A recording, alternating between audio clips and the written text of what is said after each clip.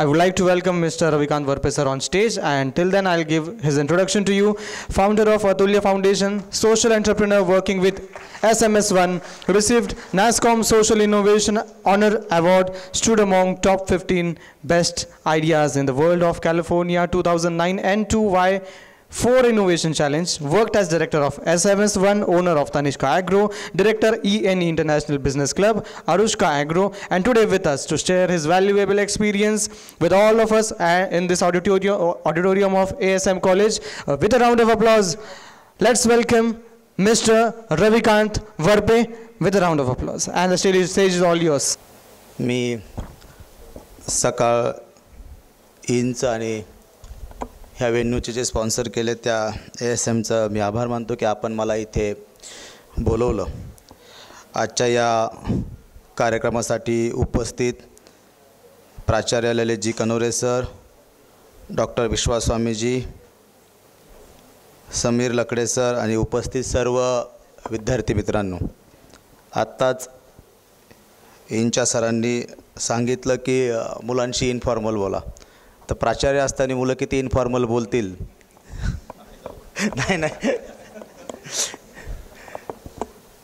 नाही मुलांचा आवाज जो येत होत नव्हता ना, तर मी पाहत होतो की समोर तुम्ही आहात म्हणून. आता त्यांचा आवाज मला माहिती किती येतो. तर मित्रांनो, आज मला इथे जे उपस्थित बोलवलेलं आहे ते उद्योजकता विकास ह्या विषयावरती बोलायला. पण मी पहिलं सगळ्यांकडे पाहत होतो की माझ्यासमोर जे बसलेत त्यांचा डिमांड काय, म्हणजे आपल्याला डिमांड कळाला तर सप्लाय कळेल, बिझनेसच्याच भाषेत बोलायचं तर.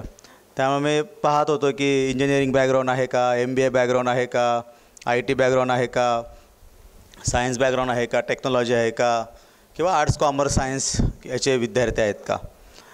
तर मला सांगितले की मिक्स आहेत. तर चांगलं आहे म्हटलं, म्हणजे असं स्पेसिफिक टॉपिक नाही, असं मिक्स लोकांशी बोलायचं आपल्याला.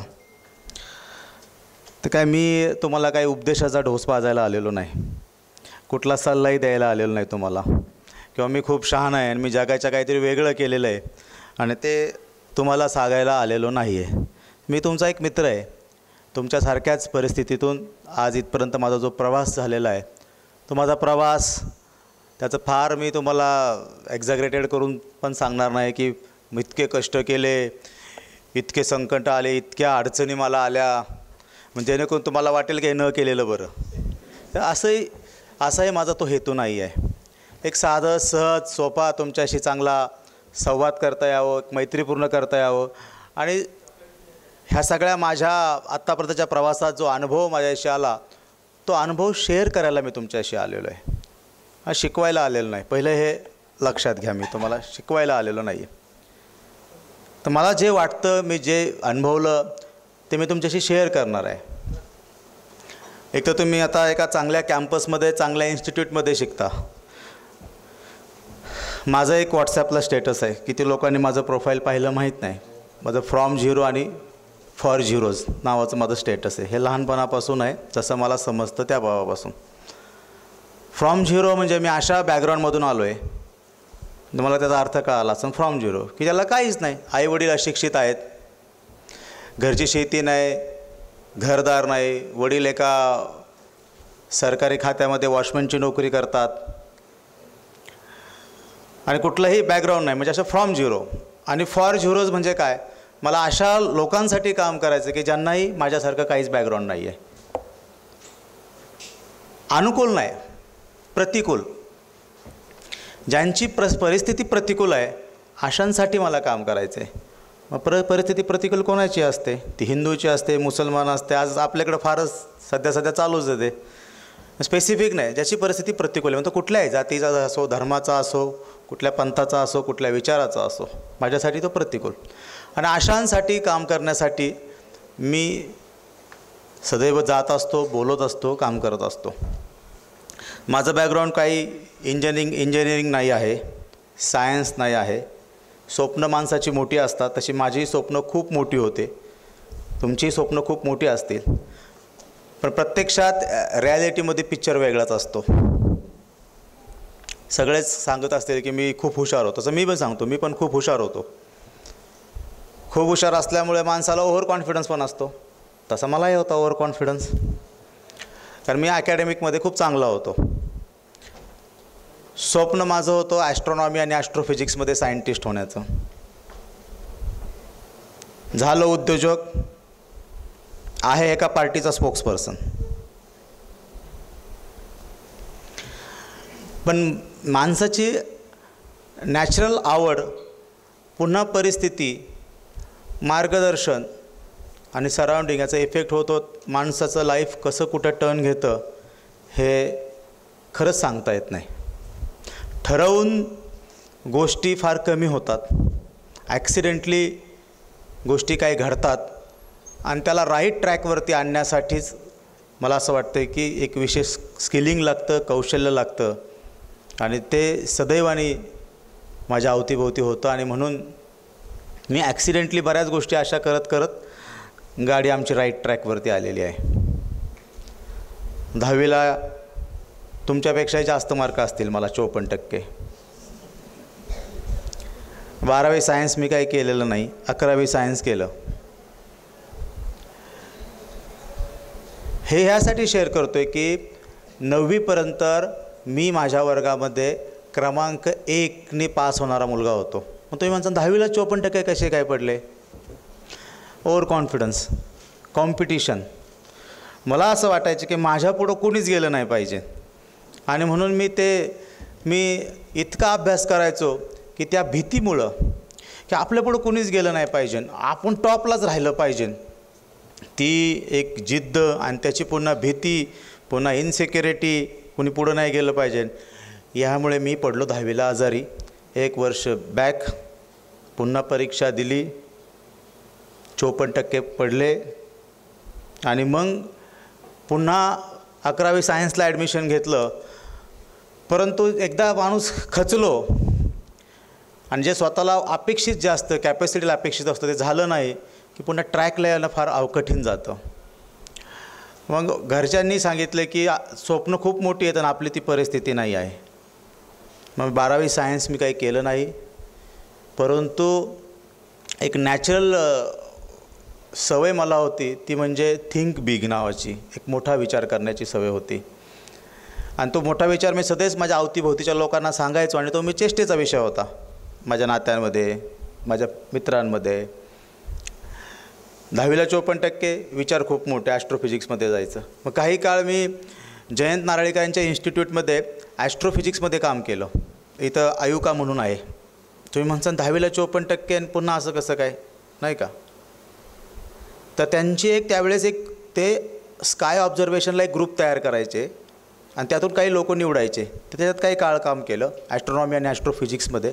त्याची म्हणजे आवड निर्माण झाली, आपण ह्याच्यात काहीतरी करू शकतो. 2-1 वर्ष काम केलं, परंतु घरच्यांनी परिस्थिती साथ नाही दिली. त्यांची काही चूक नाही, त्यांची जर परिस्थिती नसतील तर आपण काय करतात. म्हणून मी IT चा डिप्लोमा करण्यासाठी गेलो. तिथं पण फर्स्ट इयरला पहिला आलो, तो पण काही मी पूर्ण केला नाही.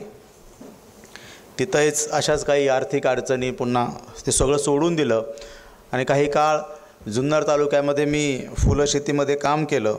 ते सगळं सोडत असताना माझ्या आईवडिलांनी मला फसवून पुण्याला आणलं, कारण की तिथे काम करता करता मी 400-500 मुलांचा ग्रुप केला आणि हरिश्चंद्रगड वगैरे असं तिथं सोशल मुवमेंट सुरू केल्या.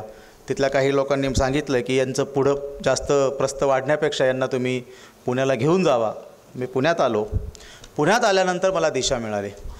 मला पुण्यात आल्यानंतर कम्प्युटर माहीत झालं, टेक्नॉलॉजी माहीत झाली, सगळ्या गोष्टी. ही 2003-04ची गोष्ट मी तुम्हाला सांगतो आहे. मग मात्र मला माझ्या आयुष्यामध्ये एक टर्निंग पॉईंटला एक व्यक्ती भेटली, त्यांचं नाव आहे रवी घाटे. आणि ते एक इनोव्हेटर म्हणून त्यांना नॅशनल यूथ अवॉर्ड होता डॉक्टर APJ अब्दुल कलाम यांच्या हस्तेच बालेवाडी स्टेडियमला येऊन, म्हणजे पहिले यूथ अवॉर्ड की ज्यांना प्रेसिडेंटनी येऊन पुण्यात येऊन दिलेलं आहे.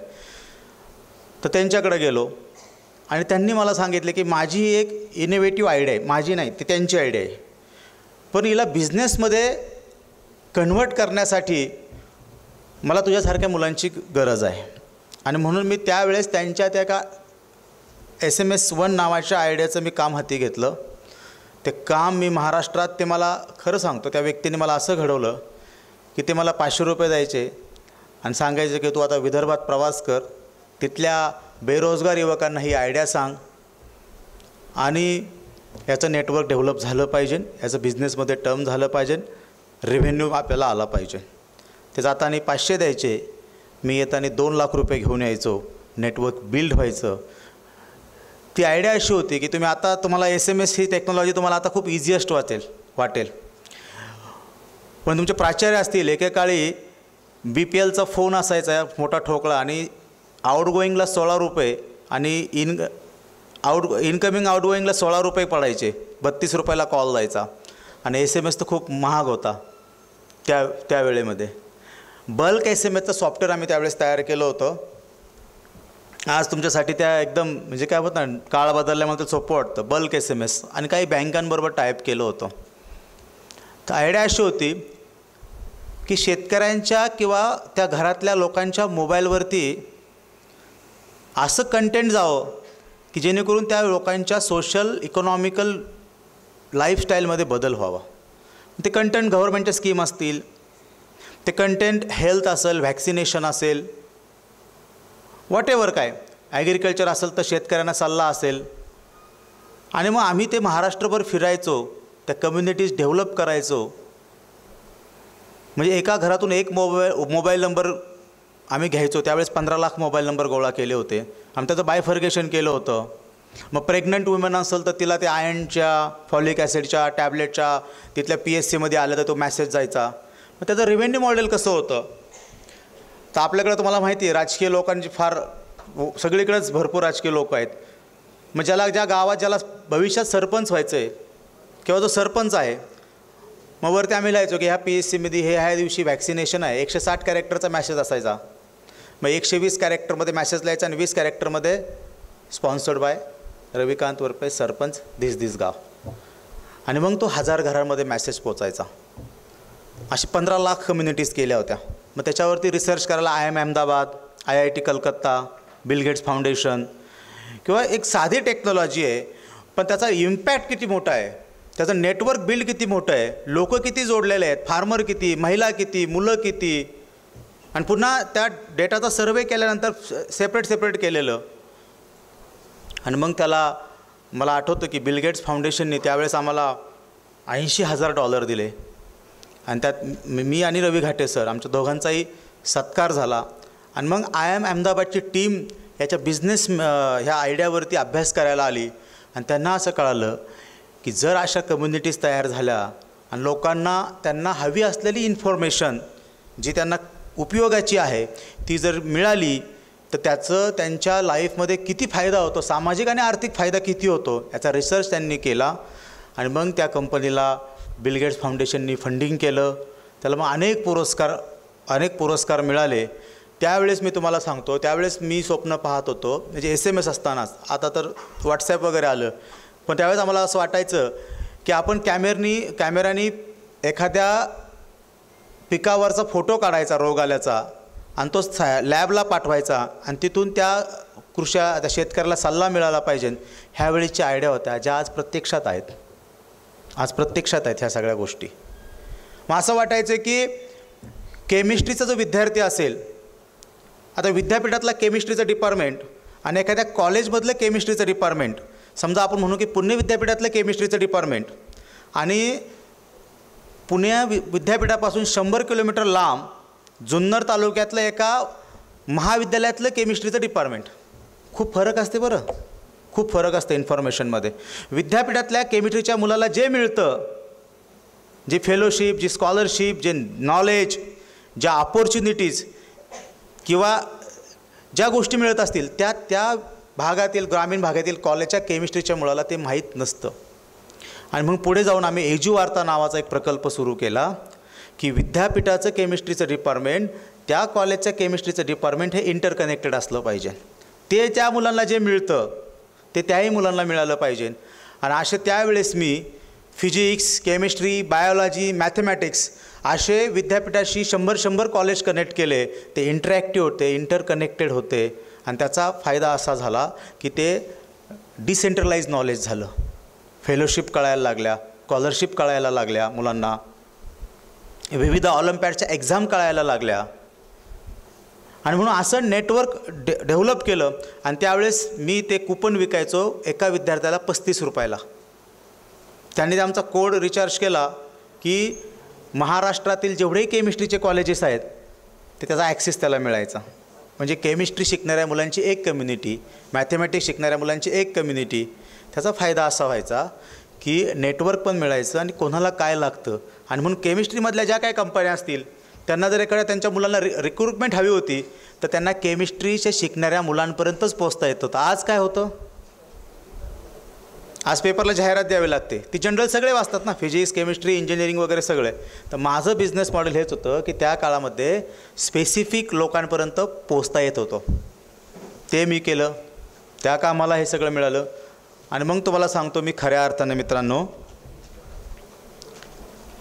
शिकायला मला मिळालं की इनोव्हेशन काय असतं, आपली आयडिया 1 पेजवरती कशी आणायची, बिझनेस प्लॅन कसा बनवायचा, त्याची मार्केटिंग स्ट्रॅटेजी कशी, त्याला एंजल फंडिंग कसं उभारता येतं.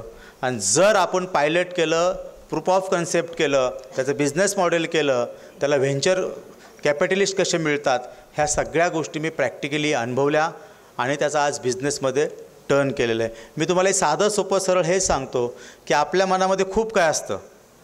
मला तुम्ही जर विचारता कोणालाच नोकरी करू वाटत नाही. कोणाला वाटतं की स्वतःचं फ्रीडम असावं, स्वतःचा बिझनेस असावा. पण आपण त्या चॅलेंजेसला घाबरतो की माझ्याकडे आयडिया आहे, मग ती मी कशी डेव्हलप करू, त्याचं बिझनेसमध्ये कसं रूपांतर करू, त्याचा बिझनेस प्लॅन कसा तयार करू, त्याचं ब्रँडिंग कसं करू, त्याची मार्केटिंग स्ट्रॅटेजी कसं करू. माझ्या घरी तर कोणीच नाही आहे आणि आपल्याकडे घरच्याचा सल्ला असतो, आपली नोकरी केलेली बरी, आपल्याला लग्न करायचं आहे.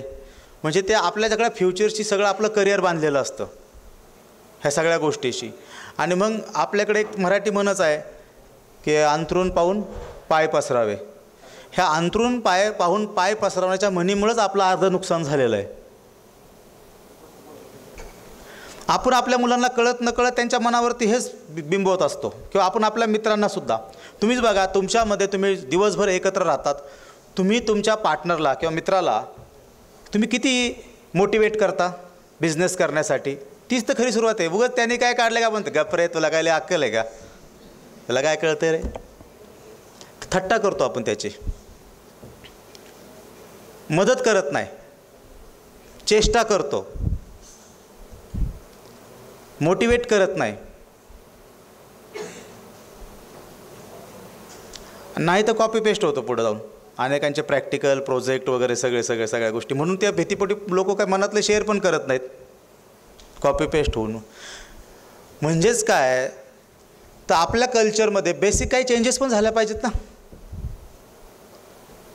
नोकरी असेल, उद्योजक असेल, लिडरशिप असेल, याच्यामध्ये आपल्या काही कल्चरल जे हॅबिट आहेत त्याच्यात देखील चेंजेस झाल्या पाहिजे. मनमोकळेपणाने बोलता आलं पाहिजे, सांगता आलं पाहिजे, आपल्याला एखाद्याला मनमोकळेपणाने सपोर्ट करता आलं पाहिजे, मोटिवेट करता आलं पाहिजे. ह्या गोष्टी तुम्हाला MBA मध्ये मिळणार नाहीत. MBA मध्ये तुम्हाला ते सगळ्या नोट्स मिळतील, थेअरी मिळेल, सिद्धांत मिळतील. पण ॲक्च्युली उद्योजक घडण्याची जी प्रक्रिया असते ना, ती आपण जेव्हा एकमेकांबरोबर राहतो ना, त्या कल्चरल हॅबिटमधून असते. मी जर न्यूनगंड बाळगला असता, कुठं पुण्यात आलो, कुठं ते आयुका, कुठे ते रवी घाटे साहेब, कुठं ती कन्सेप्ट, कुठं तो विदर्भ, नाही. मी पाऊल टाकत गेलो. मला माझ्या पद्धतीने, मला जशी अपेक्षित तशी माणसं भेटत गेली. आपल्यालाही भेटतात, कधी अपमान करणारे. आणि ते सगळं झालं पाहिजे ना आयुष्यात संकट आली पाहिजे का, खरंच आली पाहिजे. त्याच्याशिवाय तुमच्या बुद्धीचा, तुमच्या वागणुकीचा कसंच लागत नाही. तुमचा कोणी अपमान केला पाहिजे का, मी तर म्हणतो केलाच पाहिजे. त्याच्याशिवाय तुम्ही कोण आहेत तुम्हाला सापडत नाही. म्हणजे मी जर आपण नाही का देवापुढे प्रार्थना करतो, मला सुखरूप ठेव, मला यश दे, माझं सगळं चांगलं होऊ दे. ॲक्च्युली त्याने काही होत नाही बरं. तुम्ही स्वतःला तयारच करत नाही आहेत. म्हणजे मी असं म्हणत नाही की उद्यापासून तुम्ही देवापुढे प्रार्थना करा की मला खूप अडचणी दे, असं नाही. पण तुम्ही मानसिकदृष्ट्या स्वतःला कम्फर्ट करण्यासाठीच प्रयत्न करता. मला आता कम्फर्टसाठी प्रयत्न करता. मग ना तुमच्यातला पेशन्स डेव्हलप होत, ना स्वतःचं फिजिकल मेंटिकल चॅलेंज स्वतःला तुम्ही देत नाहीत. मग त्यामुळे होतं काय, कुठलंही चॅलेंज आलं तर तुम्ही हपकून जाता. आणि आत्ताची पिढी म्हणत नाही आता तुम्ही काय लवकर फ्रस्ट्रेट होतात. आता हल्ली फार ऐकायला मिळतं, मला माझी प्रायव्हसी पाहिजे. लगेच हल्ली हे शब्द ऐकायला मिळतात, डिप्रेशन, फ्रस्ट्रेट, अँझायटी. आता तुम्ही म्हणसान की विषय उद्योजकतेचा, माणूस बोलते ह्यावरती. ह्या सगळ्यांचा परिणाम तुमच्या पर्सनॅलिटीवरती होतो आणि ही पर्सनॅलिटीमधूनच उद्योजक घडतो. तुमच्या पॉझिटिव्ह थिंकिंगमधून, तुमच्या स्वतःच्या वर्किंग हॅबिटमधून, स्टाईल्समधून, ह्याच्यातूनच तुमच्यातील उद्योजक हा घडत असतो. आणि म्हणून एक उद्योजक हा एक लीडर असतो आणि एक लीडर हा मेंटली स्टेबल असतो. त्याला स्वतःला चॅलेंजेस घ्यायला आवडतात आणि त्याला कुठलीही अनुकूल परिस्थितीपेक्षाही प्रतिकूल परिस्थितीमधून कुठलाही उद्योजक हा घडलेला असतो. आणि म्हणून मला असं तुम्हाला म्हणायचं की तुमच्या मनात काही असतो, तुम्हाला वाटलं विचारायचं असेल की बाबा आयडिया आहे, त्याचं बिझनेसमध्ये कसं टर्न करायचं, बिझनेस प्लॅन कसा बनवायचा, मग त्याला व्हेंचर कॅपिटल मिळेल का, ह्या सगळ्या गोष्टी मी तुम्हाला मनमोकळेपणे ह्या एका सेशनमध्ये नसतात. पण मी तुम्हाला आज ह्यासाठी इथं सांगायला आलेलो आहे. एकच बेसिक वाक्य आहे, मी तुम्हाला इथे मोटिवेट करायला आलेलो आहे की तुम्ही हे करू शकता. मी खूप मोठं लेक्चर द्यायला नाही आलो, मी तुमच्यातला आत्मविश्वास जागा करायला आलेलो आहे की तुमच्यात ती क्षमता आहे. तुम्ही स्वतःला चॅलेंज करा, तुमच्यामध्ये ते नॉलेज आहे, तुम्ही पुढे या. तुमच्यामध्ये त्या सगळ्या क्षमता आहेत, तुम्ही त्या सांगा, पेजवरती लिहा. आणि आता तुम्हाला तर खूप सोपं आहे, तुम्ही शार्क टँक नावासारख्या सिरीज पाहत असाल, अनेक गोष्टी आहेत ना, अनेक गोष्टी आहेत. आंतरप्रिनरशिपमध्ये किंवा आंतरप्रिनर किंवा इंडस्ट्रियलिस्टमध्ये खूप फरक आहे. आणि इंडस्ट्रियलिस्ट लोकांचं काय आहे, ती पिढी चालत राहतं. पण तुमच्यातले सगळे चांगले आंतरप्रिनर्स बनू शकतात, सोशल आंतरप्रिनर्स बनू शकतात, पहिल्या जनरेशनचे बिझनेसमन बनू शकतात. ती क्षमता तुमच्यामध्ये आहे. फक्त काय लागतं तर फक्त एक विश्वास, मी हे करू शकतो, मला हे करायचं. स्वतःच्या कृतीवरती ठाम राहिलं पाहिजे, मदत मागायला शिकलं पाहिजे, शेअर करायला शिकलं पाहिजे. आणि आपल्या थॉट्सशी रिलेटेड कुठे लोक असतील, कुठे असतील, आणि त्याच्यामध्ये स्वतःला कमतरता नाही मानली पाहिजे कोणाला शिकण्यापासून. मी माझं शिक्षण काही काळ सोडलं होतं, काही काळ व्यवसाय केला, आज परत MA केलेलं आहे मी. आज 2 MA आहेत माझे. म्हणजे स्वतःला दुरुस्त करणं, स्वतःला दुरुस्त करावं लागतं, कोणी येणार नाही. आणि म्हणून काही काळ व्यवसाय चांगला केला, राजकारण चांगलं करतो आहे. मला स्वतःची अकॅडमिक आवड होती ती पण मी पूर्ण केलेली आहे. माझं उदाहरण मी तुमच्या समोर असंच ठेवलेलं आहे की एकदा चूक झाली म्हणजे संपूर्ण सर्व काळ आयुष्य चूक होऊ शकत नाही. दुरुस्त करण्याची ऑपॉर्च्युनिटी खूप असते. आणि आता तर IT या सगळ्यामध्ये जेव्हापासून आर्टिफिशियल इंटेलिजन्स आल्यामुळे तुम्हाला अपग्रेड स्वतःला ठेवावं लागतं की आज तुम्हाला जे माहिती ते कोणालाच माहिती नाही. ते जग गेलं आता. आज काय मोबाईल खोलला की ChatGPTला आपण विचारतो, हे काय, ते लगेच आपल्याला सर्च करून देतं. त्यामुळे मी माझ्या सगळ्या स्पीचचा एकच अर्थ सांगेल की फायनान्स ही बिझनेसची अडचण नाही, चांगली आयडिया ही पण अडचण नाही. सगळ्यांकडं आयडिया असतातच. तुम्हाला कधी वाटलं होतं काय झोमॅटो, स्विगी, हे ओला एवढे मोठे बिझनेस होतील म्हणून, करोडो रुपयांचे टर्नओव्हर करणारे? पण ही कोणाच्या डोक्यात ती आयडिया आलीच असेल ना.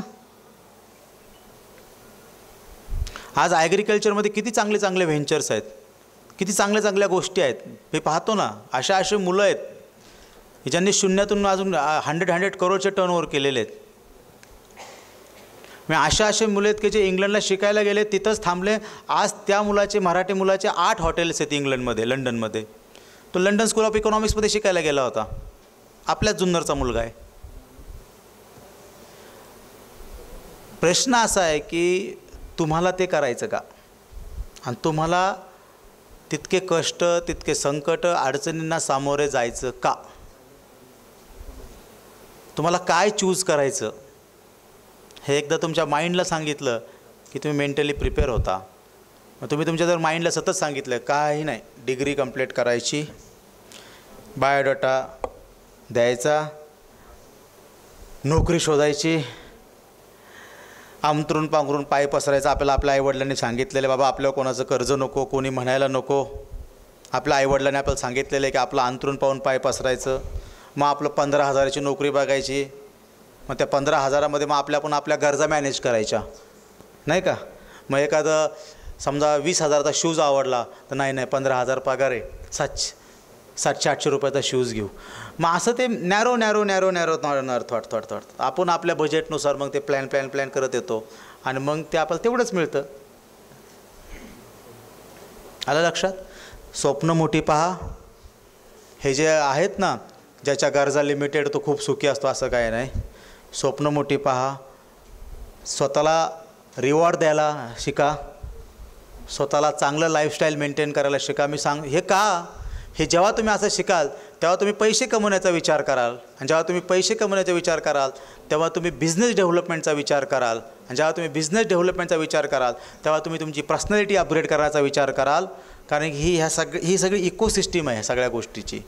त्यामुळे मी आज जाता आता एकच सांगेल, मोठा विचार करा, मोठी स्वप्न पहा, कम्फर्टनेसच्या बाहेर या, एकमेकांना मदत करा, एकमेकांच्या वाईट काळात उभे राहा. कारण की तेच ॲटिट्यूड उद्या तुम्हाला लिडरशिपमध्ये मदत करतं आणि बिझनेसमध्ये मदत करतं.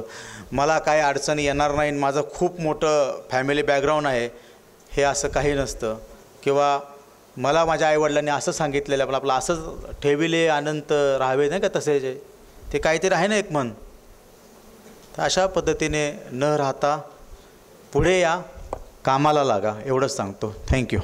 सर, शेवटचे 2 प्रश्न ॲक्च्युली काही 2 जण मगासपासून त्यांना विचारायचं होतं. शॉर्टमध्ये आपण 2 प्रश्न संपूयात लवकरच. शॉर्टमध्येच उत्तर द्या. माझ्या लाईक बिझनेस स्टॉक तुम्ही लाईक तुमची एक आयडिया असते, बिझनेस आयडिया असते, प्रत्येकाची एक असतेच बिझनेस आयडिया. तर तुमच्या डोक्यात कोणती बिझनेस आयडिया आली आणि ती ॲक्च्युअलमध्ये तुम्ही बिझनेसमध्ये उतरवली किंवा नाही उतरवली, किंवा लाईक मूव ऑन केली, नेक्स्ट ऑन केली, कुणा हँड ओव्हर केली पर्सनला, तर कोणती बिझनेस आयडिया होती आणि काय तुम्ही त्याच्यावर पुढे केलं? हा तर एक सुरुवातीला माझी स्वतःची बिझनेस आयडिया नव्हती. ओके. मला मी सांगितलं की त्यांनी मला त्यांची बिझनेस आयडिया दिली, पण त्याचं मी एक्झिक्यूट केली, इम्प्लिमेंट केलं, त्याचं बिझनेसमध्ये मी कन्वर्ट केलं. त्याच्यानंतर माझ्या स्वतःच्या अनेक बिझनेस आयडिया होत्या. मी ड्रोन मॅपिंगमध्ये काम केलेलं आहे. आज तुम्ही जर जमीन मोजायला जातात तर पूर्वी ती जमीन माणसं टेप आणि त्या पट्ट्या लावून मोजायचे. आता आपण ते लँड रेकॉर्ड डिपार्टमेंटला ड्रोननी आपण मोजतो. आज ड्रोनचे अनेक उपयोग आहेत. आता तुम्ही सिंदूरमध्ये पण पाहिलं असेल युद्धामध्ये ड्रोनचा उपयोग. तर त्या काय काळाच्या अगोदर काही गोष्टी सुचतात. त्यामुळे ड्रोनच्या माध्यमातून मी जमीन मोजणी, तुमच्या MECBचे मेंटेनन्स, रेल्वे, इरिगेशन, अशा ॲग्रिकल्चरमध्ये तुम्ही पाहिलं असेल की ऊसाच्या शेतामध्ये फवारणी करणं किती अवघड असतात. शेतकरी असायला कळेल ऊसाच्या शेतात जाऊन फवारणी करणं, ते ड्रोननी फवारणी करतात. तर अशा अनेक गोष्टी काळाच्या अगोदर ओळखल्या आणि मग त्याच्या बिझनेसमध्ये पुढं पाऊल टाकलं, त्याला यश मिळालं. बट माझा असा प्रश्न आहे की आम्ही यंगस्टर्स आहे, आम्ही फ्रेशर्स आहे, आम्हाला बिझनेसबद्दल मार्केटबद्दल काही नॉलेज नाही आम्हाला. आम्ही नवीन आहे ह्या वर्ल्डमध्ये आत्ता, जस्ट बिझनेस थिंगमध्ये. तर आम्ही इनोव्हेशन केलं किंवा एखादी बिझनेस आयडिया आली. आजकाल अशी दुनिया चालू आहे की पैशाशिवाय काही होत नाही जगामध्ये. आपण बोलतो की पैसा काही नाही आहे, पैशाशिवाय खूप आहे, पण पैसा सगळीकडे आहे आजकाल. मग आता एखादी इनोव्हेशन आयडिया आपल्या माइंडमध्ये आली तर we should have to like sell it or continue our selfs, like आपण त्याचा बिझनेस केला. आता एक बिझनेस आयडिया तुमच्या मनामध्ये आली, त्या इन्क्युबेशन सेंटर असतं. आता तुमच्या कुठल्या कॉलेजला एक मला माहीत नाही, इन्क्युबेशन सेंटर असतात. पुण्यामध्ये अनेक इन्क्युबेशन सेंटर आहेत. त्या इन्क्युबेशन सेंटरमध्ये तुम्ही गेलात, जर तुमचं डिझाईन असेल, प्रॉडक्ट असेल, सर्व्हिस असेल, डिपेंड्स तुमची आयडिया कशावरती अवलंबून आहे. प्रॉडक्ट्स असेल तर ते प्रॉडक्टसाठी मदत करतात. आता आपल्या खिशात पैसे नाहीत, बरोबर आहे, आपल्याकडे थॉट आहे, बरोबर आहे, कॉन्सेप्ट आहे, ती कॉन्सेप्ट आहे. समजा एखादी प्रॉडक्ट डेव्हलपमेंट करणारी एजन्सी असेल, आता तुम्हाला माहिती आहे की आपल्याकडे पैसे पण नाही आहेत. मग आपण एक बिझनेस म्हणून त्यावेळेस काय केलं पाहिजे, मला स्वतःला असं वाटतं की आपण टायप्स केले पाहिजे.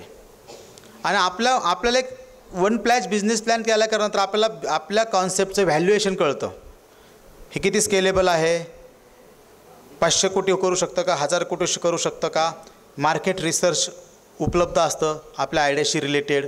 म्हणजे आपल्याला कळालं की आपलं बिझनेस कॉन्सेप्ट हे 10 कोटीचं आहे, बरोबर आहे. अशा वेळेस आपण ठरवलं पाहिजे की याच्यातली 1%, 2%, 5% आपण मग जी प्रॉडक्ट डिझाईन कंपनी असेल तिला शेअरिंग केलं पाहिजे, व्हेंचर कॅपिटलला दिलं पाहिजे. शेवटी आपण जर वेळेत कसं की 10च्या 10 कोटी मलाच मिळाले पाहिजे असं नाही.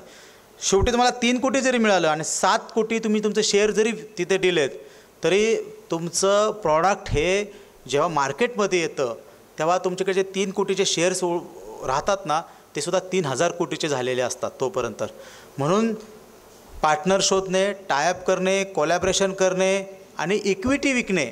सध्या तुम्हाला माहीत नसेल IIT बॉम्बेला तुम्ही जावा, IIT बॉम्बेच्या बाहेर फक्त कॅफे आहेत. त्या कॅफेमध्ये काय लोक कॉफी नाही पित आहेत, IITचे स्टुडंट आणि माझ्यासारखे किंवा अनेक मोठे एंजल फंडिंग करणारे लोक तिथे बसतात. ते त्यांना आयडिया सांगतात, प्रेझेंटेशन देतात, खिशात काहीच नसतं, कॉन्सेप्ट विकतात. ते आपल्याला जमलं पाहिजे. हां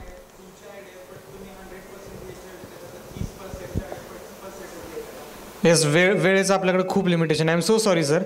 तू त्यांचे डायरेक्ट कनेक्ट करून बाकीचे तुझे प्रश्न विचारू शकतो. एक शेवट प्रश्न खूप शॉर्टमध्ये. आणि सर शॉर्टमध्ये. येस. Hi sir.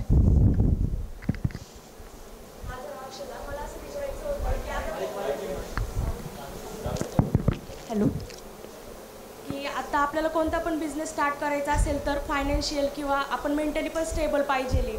पण त्याच्यासाठी समजा आपल्याला घरचे पण सपोर्ट करत नाही आत्ताच्या जनरेशनसाठी, कारण बिझनेस सगळे सक्सेस होतील असे नाही आहे. मग त्याच्यासाठी तुम्हाला पण असे प्रॉब्लेम आलेच असतील ना की बिझनेसमध्ये तुम्हाला फायनान्शियल पण प्रॉब्लेम आलेच असतील आणि घरचे पण सपोर्ट करताना सुद्धा घरचे बोलले पण असतील की हा नको बाबा की याच्यात प्रॉब्लेम येऊ शकतात. असं काही झालं का तुमच्या बाबतीत? ते सगळ्यांच्या बाबतीत होतं, कारण आपल्या कल्चरचा भागच आहे सपोर्ट करायचा नाही, चेष्टा करायची, मस्करी करायची, लाज काढायची, मदत करायची नाही. हे काय माझ्या बाबतीत नाही. हे जे लोक त्याला एक्झॅग्रेट करून सांगतात की मी खूप संघर्षातून आलो, हे सगळ्यांच्या बाबतीत होतं. ते मलासुद्धा माझे आई वडील हेच म्हणायचे की आपल्याला लग्न करायचं आहे, आपली नोकरी बघा आणि आपलं एक छान सुंदर आयुष्य जगा.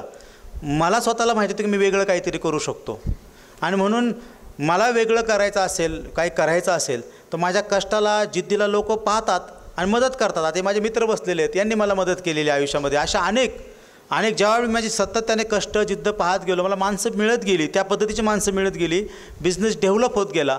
आणि एकदा तुम्ही यशस्वी झाले, तुमच्याकडे पैसे आले, घरदार, गाडी आले, की जे तुम्हाला चेष्टा, मस्करी सगळे करत होतात ना, ते सगळं ते म्हणतात की नाही वेगळं करण्याची क्षमता होती बरं का, आम्ही याला अडवलं नाही, असं सगळं. पण आपल्या आईवडिलापासून सगळे लगेच सरेंडर होतात.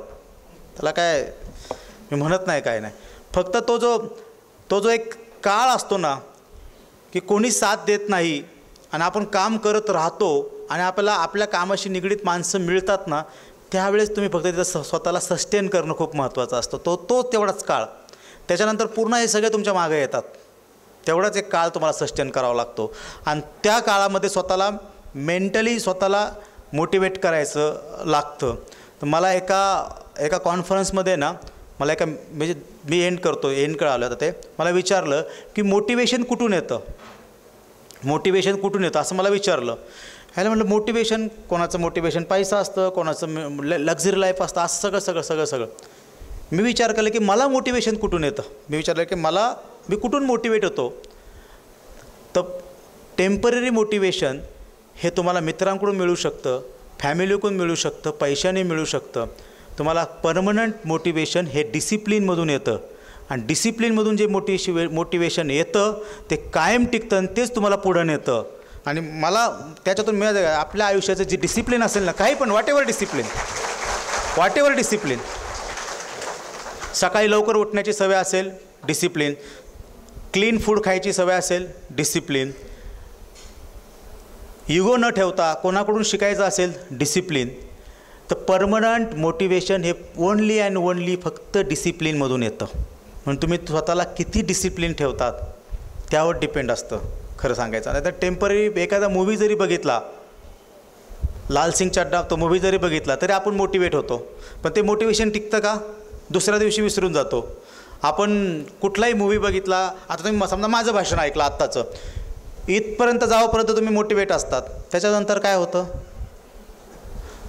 म्हणून स्वतःला यशस्वी करण्यासाठी काय डिसिप्लिनच्या फॅक्टर्स लागतात ना, त्या सवयी, त्या हॅबिट्स तुम्हाला लावून घ्या डिसिप्लिन मेंटेन करा, मेंटली आणि फिजिकली फिट राहा, हॅप्पी राहा. जय हिंद, जय महाराष्ट्र.